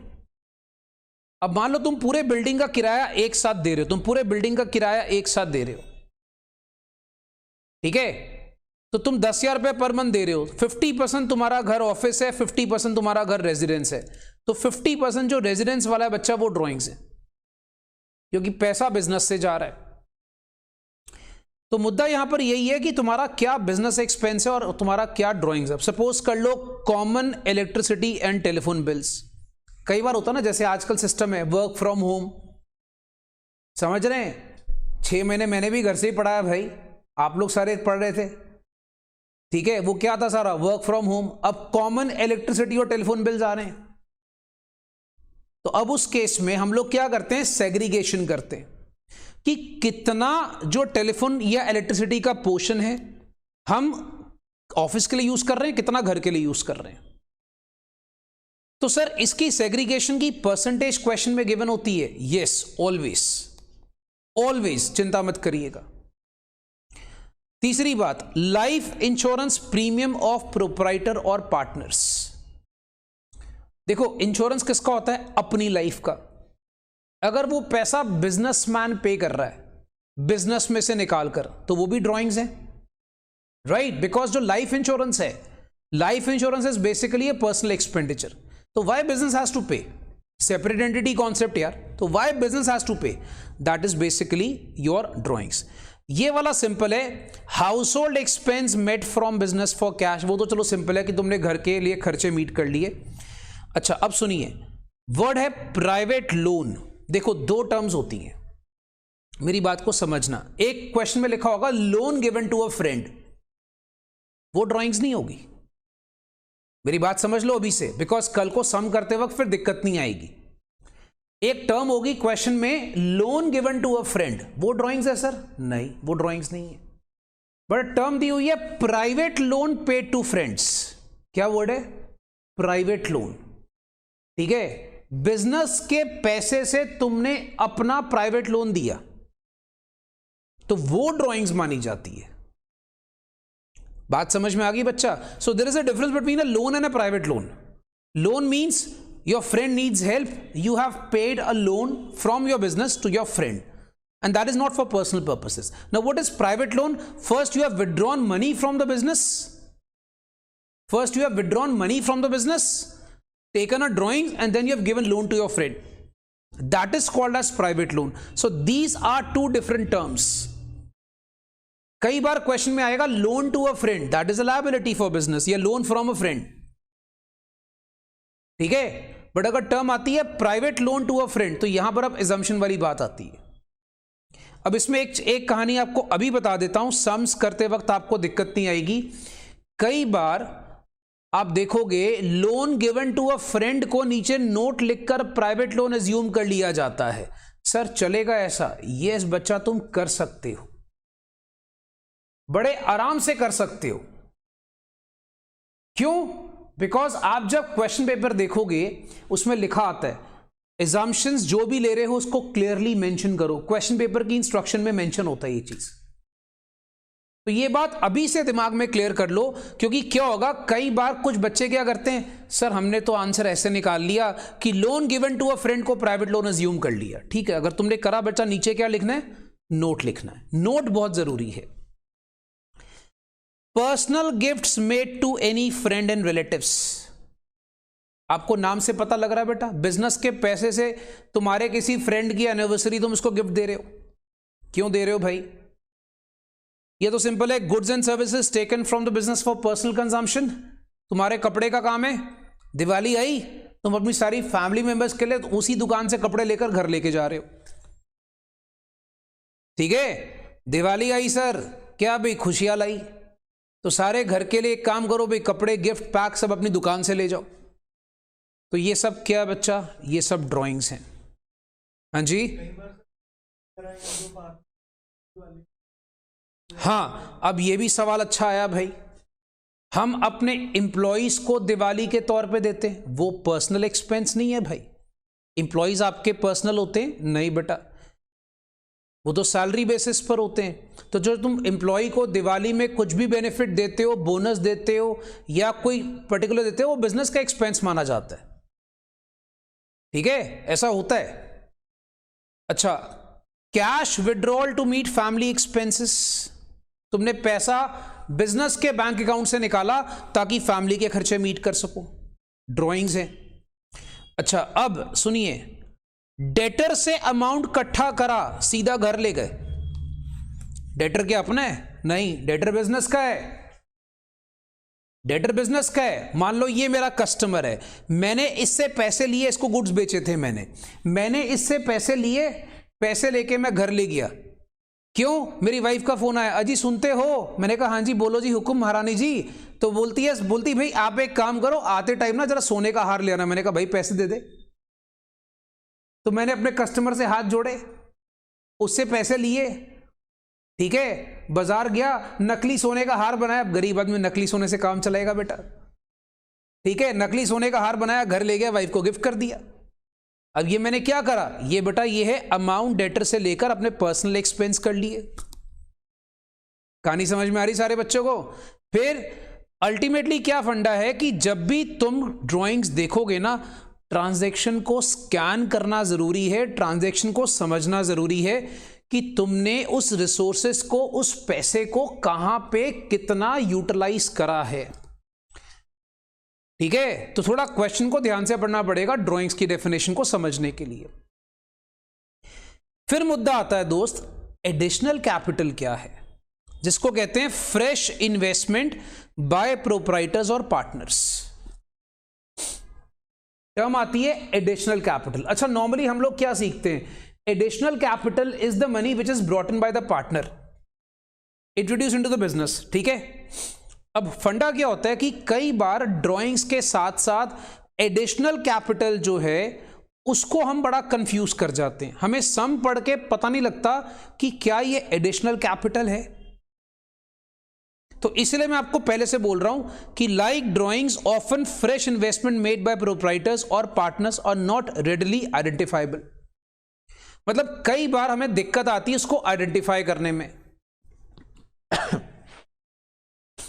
तो बोलता है उसके लिए बहुत जरूरी है कि ट्रांजैक्शन को स्कैन करो केयरफुली। पहले ट्रांजैक्शन को केयरफुली देख लो कि यार तुमने पैसा जो है वो पार्टनर या ओनर बिजनेस में लेकर आ रहा है। तो बोलता है कई बार क्या होता है, डायरेक्ट जो पैसा ला रहा है जिसमें सब में लिखा होगा एडिशनल कैपिटल, वो तो चलो ठीक है, वो तो आपको पता लग जाएगा। बट प्रॉब्लम क्या होगी, जैसे सपोज कर लो money collected and put into the business on maturity of life insurance policy of proprietors. ऐसी कहानी लिखी होती है। क्या मतलब? मैं ओनर हूं बिजनेस का, मेरी कोई लाइफ पॉलिसी है, मैच्योर हो गई। लाइफ पॉलिसी क्या था? पर्सनल खर्चा, पर्सनल, ठीक है। लाइफ पॉलिसी क्या था बच्चा? पर्सनल। अब मेरी लाइफ पॉलिसी मैच्योर हो रही है, मैं उस पैसे को उठा के बिजनेस में डाल दिया मैंने। अब वो क्या है बेटा? अपने घर के पैसे बिजनेस में ले गया, अपने घर के पैसे बिजनेस में ले गया, तो वो क्या है? वो एडिशनल कैपिटल है। फॉर एग्जाम्पल, मेरी अपनी पर्सनल इन्वेस्टमेंट थी, उसका मुझे इंटरेस्ट और डिविडेंड आया, मैंने उस पैसे को उठाया और बिजनेस में डाल दिया। बात समझ में आ रही बच्चा? तो अपने बिजनेस से पर्सनल पैसे निकालना, अपने बिजनेस से पर्सनल पैसे निकालना ड्रॉइंग्स होता है, पर्सनल पैसे बिजनेस में डालना एडिशनल कैपिटल होता है। तो ये बच्चों को पहले थोड़ा टर्म क्लियर होनी चाहिए। जैसे फॉर एग्जांपल हम बात करते हैं income from non business property collected and put into business. मतलब सपोज कर लो मेरी कोई प्रॉपर्टी ऐसी थी जो मेरी पर्सनल थी, बिजनेस के नाम की नहीं थी। मान लो मेरे वाइफ के नाम पे कोई प्रॉपर्टी है, वहां से मुझे रेंट आ रहा है, मैंने वो रेंट रिसीव करा, रेंट उठा के अपने बिजनेस में पैसा लगा दिया। बात समझ में आ रही बेटा? तो मैंने क्या करा, अपनी नॉन बिजनेस प्रॉपर्टी का रेंट कलेक्ट करके अपने बिजनेस में डाल दिया। Payment made to creditors out of personal cash, this is also additional capital. अच्छा उल्टा याद करो, डेटर से पैसा लेकर मैं क्या चला गया अपनी वाइफ का हार बनाने। ठीक है, आज मान लो ये मेरी क्रेडिटर है, बोलती सर पैसा दे दो वरना टांगे तोड़ दूंगी। मैंने कहा माता पैसे देता हूं, गुस्सा मत करो। मैं घर गया, मैंने कहा अजी सुनती हो? हाँ जी बोलती। मैंने कहा दीदी आप, सॉरी दीदी नहीं, सॉरी दीदी नहीं, मैंने कहा सॉरी, ये दीदी निकल गया मुंह से। मैंने कहा जी आप एक काम करो, जो सोने का हार आपको दिया था जरा दे दो, मुझे उसको बेचकर ये दीदी को पैसे देने हैं। ठीक है, सारे बच्चे समझ गए? तो मैंने उनको क्या बोला, भाई मैं अपने घर से पैसा निकाला, सोने का हार निकाला, उसको बेचा, बेचकर मैंने क्रेडिटर के पैसे दिए। अब ये क्या है? ये एडिशनल कैपिटल है। उल्टा तो आप जरा देखो, ड्रॉइंग्स और एडिशनल कैपिटल जो है ये आपस में ऑपोजिट टर्म्स हैं। अगर थोड़ा बच्चे कभी इस चीज को सोचें, हमने बचपन में खाली नाम सुना होता है ड्रॉइंग्स, एडिशनल कैपिटल, पर हम इतनी डिटेल में नहीं जाते। यही बच्चा इंटर का मजा है। ठीक है, तो याद रखना इन आइटम्स को आइडेंटिफाई करना बहुत जरूरी है। जब तक आप इनको प्रॉपरली आइडेंटिफाई नहीं करोगे, सम करते वक्त दिक्कत आएगी। राइट? अब बच्चे एक काम करेंगे भाई, ये दोनों टर्म्स को प्रॉपरली सारा नोट कर लेंगे, और अगर आपको किसी को भी प्रॉब्लम आती है, अपनी प्रॉब्लम बच्चा पूछ लो, या ऑनलाइन स्टूडेंट्स बच्चा अपनी प्रॉब्लम को लिख लें। ठीक है, लिख के बता दें कि सर हमें डाउट है। और अगर तो बच्चा क्लियर होगा तो ऑनलाइन वालों ने मैसेज डालना है क्लियर एंड नोटेड। ठीक है, सो बच्चे ऑनलाइन स्टूडेंट्स प्लीज मैसेज एक डाल देंगे क्लियर एंड नोटेड। बेटा आप लोग भी बता देना if anybody has any doubts. I am waiting.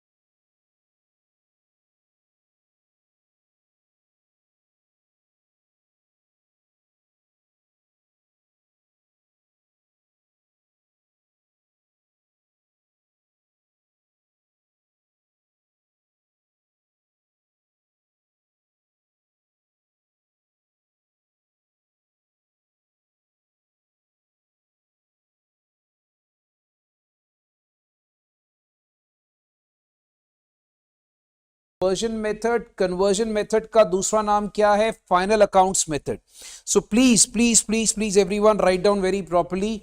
It is conversion method या इसका दूसरा नाम है फाइनल अकाउंट्स मेथड.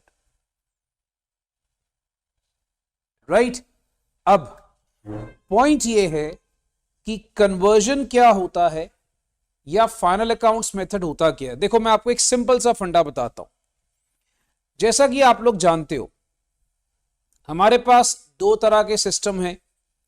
मैं आपको बता रहा था single entry and double entry. ठीक है. पहले ये कन्वर्जन मेथड जो है इसका ओरिजिनेशन कहां से हुआ, पहले ये सीखना है कि कन्वर्जन मेथड बना क्यों, इसकी क्या रिक्वायरमेंट थी. देखो आप लोगों को एक चीज पता है कि जो सिंगल एंट्री होता है वो एक इनकम्प्लीट सिस्टम ऑफ अकाउंटिंग है. Single entry is not a complete system of accounting. तो अब सपोज कर लो एक छोटा दुकानदार है, एक स्मॉल शॉपकीपर है. जैसे फॉर एग्जांपल आज अगर मान लो वो अपना बिजनेस को एक्सपैंड कर रहा है. ठीक है. एक स्मॉल शॉपकीपर्स हैं. ठीक है. थैंक यू बैल साहब, थैंक यू सो मच. बेटा आप सब बच्चों को बता दूं आज आईसीएम को पूरे 23 इयर्स हो गए हैं बेटा. मैं 23 साल का हो गया हूं, अब ये कह सकते हो. ठीक है. ICM is like my elder son. So my elder son is 23 years old now. अब ये कह सकते हो. मैं खुद को बोलूंगा 23 साल का तो बच्चे गाली निकालेंगे, कमीना कहीं का झूठ बोलता है. तो भाई इसलिए बेटर क्या I should say like this कि भाई ICM is my elder son and it is 23 years old now. Yes, thank you बच्चा, thank you गोइंका साहब. Okay, so बच्चा thank you Sharma ji, thank you very much. तो मैं आपको बता रहा था कि सिंगल एंट्री सिस्टम हमारे पास डबल एंट्री में कन्वर्ट किया जाता है. थैंक यू बच्चा लोग, thank you Anand ji, thank you so much. अब आइए बेटा थोड़ा पढ़ाई पे भी ध्यान दें. ठीक है. सो हम लोग नॉर्मली क्या करते हैं बेटा, अगर नॉर्मल सर्कमस्टांसेस होता है तो हम सिंगल एंट्री में अकाउंटिंग नहीं करते हैं. पर अगर आपने सिंगल एंट्री में करी है तो फिर आप डबल एंट्री में उसको कन्वर्ट करोगे. डबल एंट्री में क्या करोगे बेटा, उसको कन्वर्ट करोगे. ओके. सो इसी प्रोसेस को हम कहते हैं कन्वर्जन मेथड. कन्वर्जन या आप कह लीजिए आपके पास मेथड होता है कि सिंगल एंट्री को डबल एंट्री में कन्वर्ट करने के लिए हम फाइनल अकाउंट्स बनाते हैं.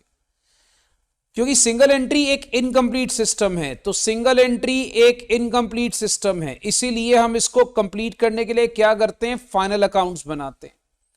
मतलब ट्रेडिंग, पीएल, बैलेंस शीट बनाते हैं. राइट. तभी इसको क्या कहा जाता है, कन्वर्जन. कन्वर्जन का मतलब क्या, सिंगल एंट्री को डबल एंट्री में कन्वर्ट कर दिया. ठीक है बच्चा. थैंक यू बच्चा, thank you Bansal ji, Mahajan ji, Varun ji, Anumeet, thank you so much बेटा. तो बेटा हम लोग अब यहां पर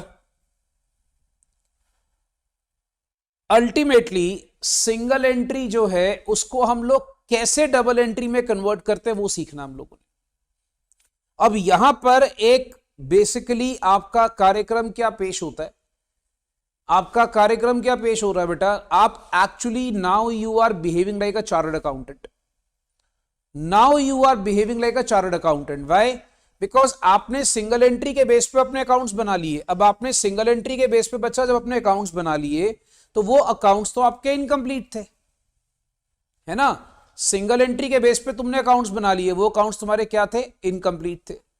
तो तुम उसको क्या करोगे, तुम उसको डबल एंट्री के बेस पे कन्वर्ट करोगे. तुम उसको क्या करोगे, तुम उसको डबल एंट्री के बेस पे कन्वर्ट करोगे. उसी को हम लोग कहते हैं कन्वर्जन मेथड. राइट. तो जो अकाउंट्स हमने सिंगल एंट्री के बेस पे बनाए होते हैं उसको डबल एंट्री में कन्वर्ट करना. अब ये स्टेप्स सारे के सारे फॉलो किए जाते हैं सिंगल एंट्री को डबल एंट्री में कन्वर्ट करने के लिए. तो हम लोग हेडिंग लिखेंगे, following steps are to be followed to convert into double entry system. तो सारे बच्चे बेटा हेडिंग लिख लें, following steps are to be followed to convert into double entry system. अब डबल एंट्री सिस्टम को हम लोग वहां पर बनाने के लिए, कन्वर्जन करने के लिए कुछ स्टेप्स फॉलो करते हैं, राइट। सो बच्चे याद रखना बेटा, अब ये अकाउंट्स इनकम्प्लीट थे, आप इसे कंप्लीट कर रहे हैं। अकाउंट्स क्या थे? इनकम्प्लीट। आप क्या कर रहे हैं बच्चा? इसको कंप्लीट। चलिए, अब सबसे पहला काम, स्टेप 1 क्या होता है?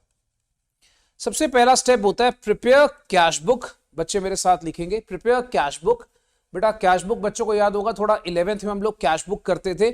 So prepare cash book with cash and bank column. बच्चों को याद है बेटा, कॉन्ट्रा एंट्री फाउंडेशन में भी हमने करा है थोड़ा सा। कैश बुक के कैश एंड बैंक कॉलम बनेंगे, ठीक है। अब कैश बुक हम लोग क्यों बनाते हैं? मुद्दा क्या है कि बच्चे मेरे साथ समझना, कैश और बैंक कॉलम की कैश बुक बनती है। पॉइंट इज कि why do we prepare cash book? हमें कैश बुक क्यों चाहिए? मैं आपको बता देता हूं। होता क्या है, कई बार क्वेश्चन में कोई कैश या बैंक के बैलेंसेस मिसिंग होते हैं। कई बार क्वेश्चन में कैश सेल्स नहीं गिवन होती। कई बार क्वेश्चन में कैश परचेजेस नहीं गिवन होती, कैश की ड्राइंग्स गिवन नहीं होती। तो इन सब को बनाने के लिए आप क्या करते हो? आप कैश बुक बनाते हो, राइट। इन सब के लिए आप क्या करते हो बच्चा? आप कैश बुक बनाते हो। तो एक छोटी सी बात याद रखो, आप क्या बना रहे हो? आप कैश बुक बना रहे हो। कैश बुक के अंदर ओपनिंग या क्लोजिंग बैलेंस जो होता है कैश या बैंक का, या मान लीजिए कैश सेल्स का, या कैश परचेजेस का, या कैश ड्राइंग्स का, वो मिसिंग होता है। तो इन सब चीजों को कैलकुलेट करने के लिए हम क्या करते हैं? हम कैश बुक बनाते हैं, ओके। अब कैश बुक अल्टीमेटली आपकी जब बनती है तो उसका फॉर्मेट बहुत सिंपल है। ये आ गया receives, cash column, bank column, payments, cash column, bank column. होता क्या बेटा, कोई भी ओपनिंग बैलेंस है, याद रखो ओपनिंग बैलेंस आप यहां पे दिखा देते हो। जो भी पैसा आप रिसीव करते हो, जो भी पैसा आप रिसीव करते हो, कहते हैं अदर रिसीवेबल, मतलब जो पैसा आपको मिल रहा है, ठीक है। या सिंपल भाषा में बात करें कि हमारी जो रिसीव्स हैं, जो हमारी रिसीव्स हैं, जितना भी पैसा हमें आ रहा है डेबिट साइड पे, ठीक है। कोई कैश सेल्स है, अगर तुम कैश सेल्स करते हो, पैसा कहां पर? डेबिट साइड पे। जो तुम्हारी पेमेंट्स हैं, जो तुम्हारी पेमेंट्स हैं सारी क्रेडिट साइड पे। जो तुम्हारे कैश परचेजेस हैं, कैश परचेज का मतलब होता है जो तुमने खर्चे या चीजें कैश में खरीदी हैं। जो तुम्हारी ड्राइंग्स हैं, ड्राइंग्स कौन सी? कैश वाली ड्राइंग्स। ड्राइंग्स कौन सी? कैश वाली ड्राइंग्स। सो इसको हम लोग अल्टीमेटली सारा प्लस माइनस करते हैं और हमारे पास यहां पर आता है क्लोजिंग बैलेंस। अब क्लोजिंग बैलेंस यहां पर आपके पास आता है कैरेट डाउन करके, और ये हमारा क्लोजिंग बैलेंस होता है। अब नॉर्मली इसमें होता क्या है, बच्चों को बता देता हूं। नॉर्मली क्या होता है, या तो ये क्लोजिंग बैलेंस मिसिंग होता है, या तो इसको निकालना पड़ता है, या कई बार क्या होता है आपको ओपनिंग बैलेंस नहीं दिया होता, आपको वो बनाना पड़ता है। उसको निकालने के लिए कैश बुक बनानी पड़ती है। याद रखना, कई बार ऐसा होगा क्वेश्चन में कि हो सकता है आपको ड्राइंग्स ना गिवन हो सकता है आपको कैश परचेजेस मिसिंग हो सकता है कैश सेल्स मिसिंग हो, क्योंकि आपने क्या होता है पहले अकाउंट्स कंप्लीटली ढंग से बनाए नहीं है। पहले आपने क्या करा बच्चा? पहले आपने अकाउंट्स को कंप्लीटली ढंग से बनाया नहीं। अब उसको जब प्रॉपर फॉर्म में लेकर आओगे तो कैश बुक बनाते बनाते होता क्या है कि आपके सारे के सारे मिसिंग फिगर्स निकल आते हैं। इसमें हम कॉन्ट्रा एंट्री भी करते हैं। मैं आपको सम्स कराऊंगा जहां पर कॉन्ट्रा एंट्री होगी। बच्चों को कॉन्ट्रा एंट्री याद है? जब एक पैसा कैश से बैंक में जाता था या बैंक से कैश में आता है, उसे हम क्या बोलते थे? Contra entry. सारे बच्चों को याद होगा, पैसा जब कैश से बैंक में जा रहा है या बैंक से कैश में आ रहा है, उसे हम क्या बोलते थे बच्चा? That is called as contra entry. तो सारे बच्चे बेटा इन सब चीजों को थोड़ा सा याद रखेंगे, राइट। सो आई थिंक ये हमारा स्टेप 1 सबको समझ में आ गया। क्योंकि देखो कन्वर्जन मेथड में ना सबसे ज्यादा बच्चे को दिक्कत कहां पर आती है? सर सम को स्टार्ट कहां से करना है? क्योंकि कन्वर्जन में इतना कुछ बनाना होता है कि बच्चा बेचारा परेशान है।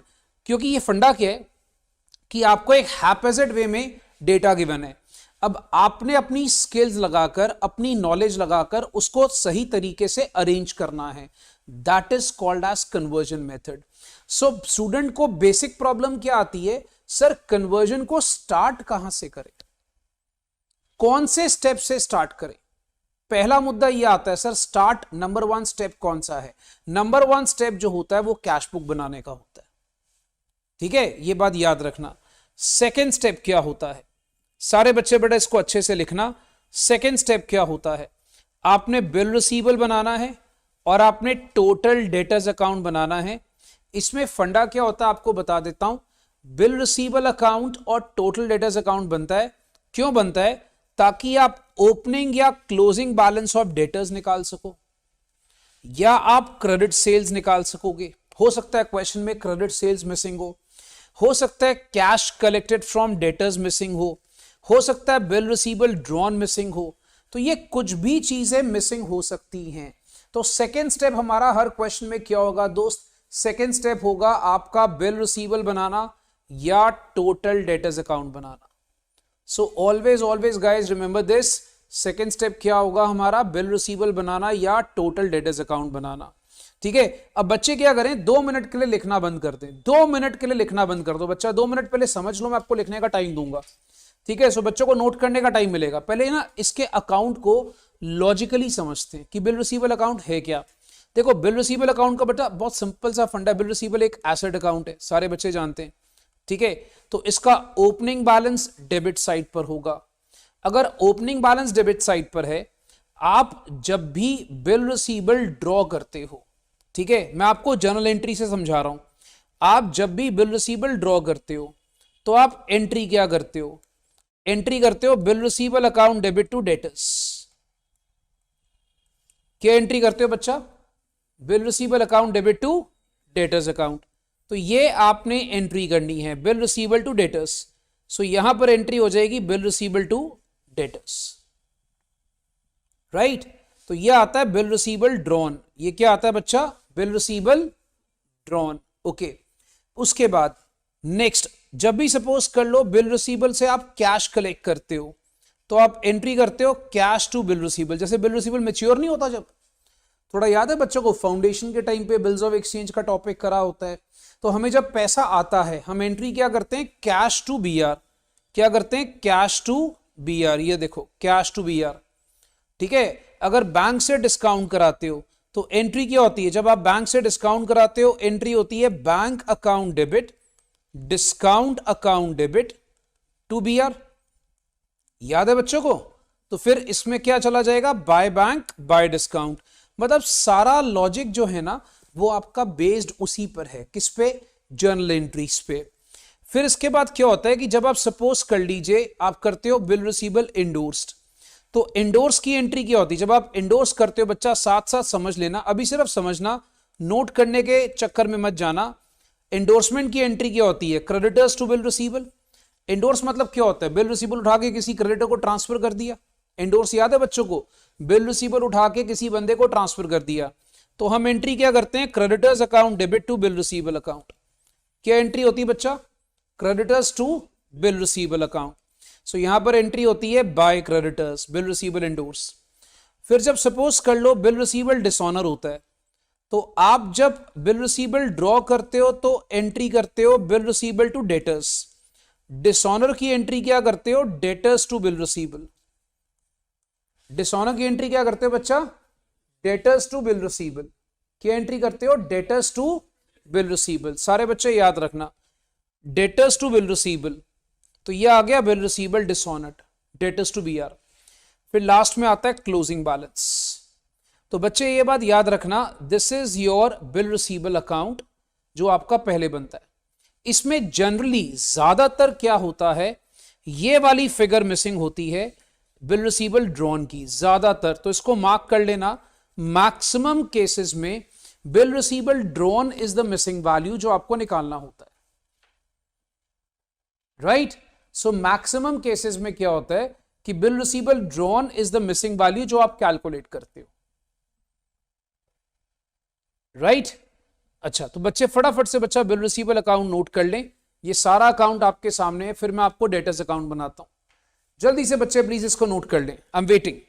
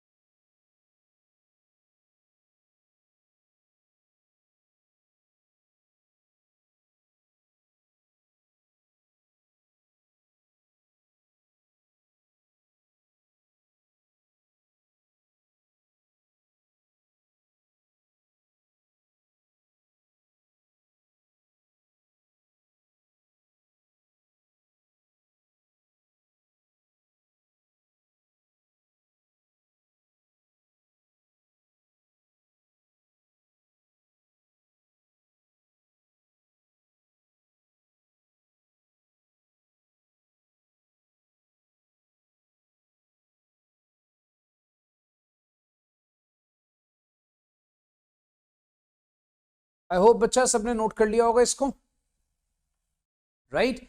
ब्रैकेट में जो लिखा है उसको जरूर नोट कर लीजिएगा, बिकॉज आपको उससे याद रहेगा कि आपने वहां पर क्या क्या एंट्री कौन सी पास करी है, डिस्काउंटिंग की कौन सी है, एंडोर्समेंट की कौन सी है, वो जरा आप जरूर कर लीजिएगा एक बार।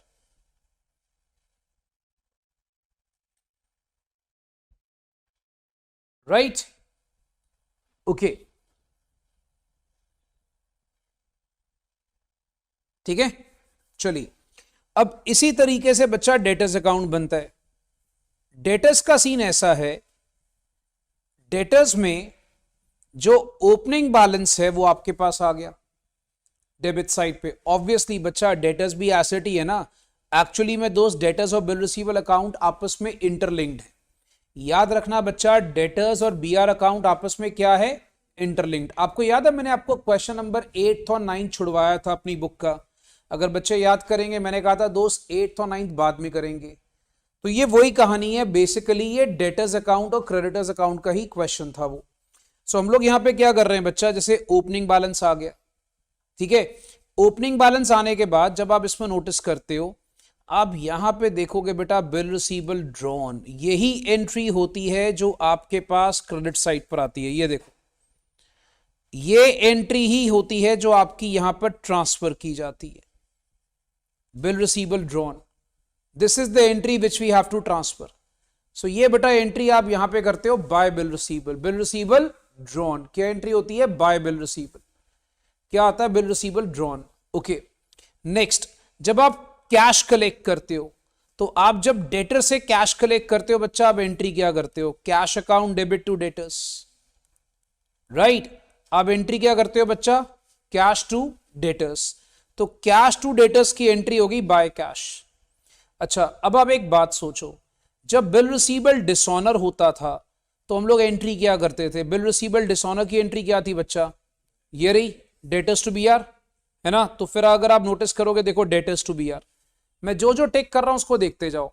अब अगर सपोज कर लीजिए, मान लीजिए आपने लाइक वहां पर कोई सेल रिटर्न करी, तो एंट्री होती है सेल्स रिटर्न टू कस्टमर या डेटर्स। क्या एंट्री होती है, सेल्स रिटर्न टू कस्टमर या डेटर्स, राइट। ये एंट्री होती है। सो अल्टीमेटली यहां पर आ जाएगा बाय सेल रिटर्न। जब बैड डेब्ट्स होता है, बैड डेब्ट्स, तो एंट्री क्या होती है, बैड डेब्ट्स टू डेटर्स। मतलब बेसिकली सारा जर्नल पे बेस्ड है ये, it is entirely based on journal, bad debts to debtors. Bad debts आपका नुकसान होता है, डेटर्स को हमने कम करना होता है, ठीक है। एक फंडा सीधा सीधी बात बताता हूं, जब भी आप डेटर्स को इंक्रीज करोगे वो डेबिट साइड पर आ जाएगा, अगर डेटर्स को डिक्रीज करोगे उसने क्रेडिट हो जाना है, राइट। आप देखोगे यहां पर क्रेडिट साइड पे सारे डेटर्स को डिक्रीज करने वाली एंट्रीज हैं। जैसे अब डिस्काउंट अलाउड है, तो डिस्काउंट अलाउड की एंट्री क्या होती है, डिस्काउंट अलाउड टू डेटर्स, याद करो। अच्छा, फिर अगर बच्चे प्लीज फोकस करते जाना मेरे साथ साथ, डेटर्स टू बैंक, ये एंट्री कौन सी है, discounted bill dishonour. Discounted bill dishonour मैं बच्चों को याद कराता हूं दोस्त, थोड़ा सा चलते रिवर्स पे। अगर सपोज कर लो, नॉर्मली हमारे पास एंट्री क्या होती थी, जब हम बिल रिसीवेबल पहले डिस्काउंट कराते हैं ना, जब हम बिल रिसीवेबल डिस्काउंट कराते हैं, हम एंट्री करते हैं बैंक डिस्काउंट टू बीआर, ठीक है। उसके बाद क्या होता है, अगर मान लीजिए ये आपने कर दिया डिसऑनर, अगर मान लो सामने वाली पार्टी ने कर दिया डिसऑनर, तो आपका फंडा क्या है कि आप डेटर से पैसे लेकर बैंक को देते हो, यही एंट्री करते हो ना बच्चा। आप एंट्री क्या करते हो, डेटर से पैसे लेने हैं बैंक को देने हैं। मैं थोड़ा मान के चल रहा हूं बच्चा, थोड़ा सा बेसिक उसको जर्नल एंट्री का आता है। सो हम एंट्री क्या करते हैं, डेटर से पैसे लेकर बैंक को देंगे। क्या एंट्री करते हैं, डेटर से पैसे लेकर बैंक को देंगे। अब डेटर से पैसे लेकर बैंक को देंगे, तो डेटर टू बैंक करके एंट्री आ जाएगी डिस्काउंटेड बिल रिसीवेबल डिसऑनर या चेक डिसऑनर। ये दोनों पॉइंट्स सेम ही हैं,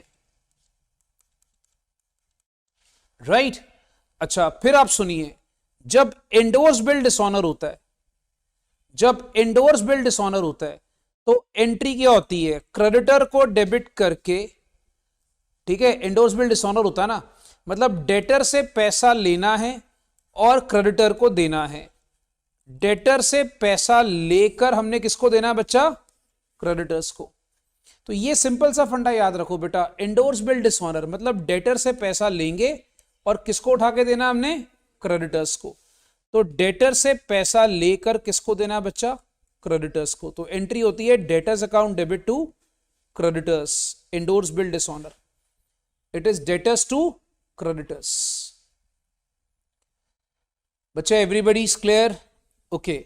अब अगर मान लीजिए क्रेडिट सेल्स की एंट्री होती है, बहुत सिंपल है बच्चा, क्रेडिट सेल्स की एंट्री डेटर्स टू सेल्स, क्या एंट्री होती है बच्चा, डेटर्स टू सेल्स। क्या एंट्री होती है, डेटर्स टू सेल्स। अब ये सारा कुछ करने के बाद जब आप प्लस माइनस करते हो, आपके पास यहां पर आ जाता है क्लोजिंग बैलेंस, राइट। इसमें ज्यादातर क्या मिसिंग होता है मैं आपको बता देता हूं, इसमें ज्यादातर आपकी क्रेडिट सेल्स मिसिंग होती है। मैक्सिमम केसेस में डेटर्स अकाउंट क्यों बनाया जाता है, to find out the credit sales, right. तो बच्चे बेटा नोट कर लें, if you have any doubt please do ask me, I am waiting. अगर ये सारा कुछ क्लियर है तो भी बच्चा एक बार मेंशन कर देंगे that it is noted and clear. So please फटाफट से, I am just waiting for you guys.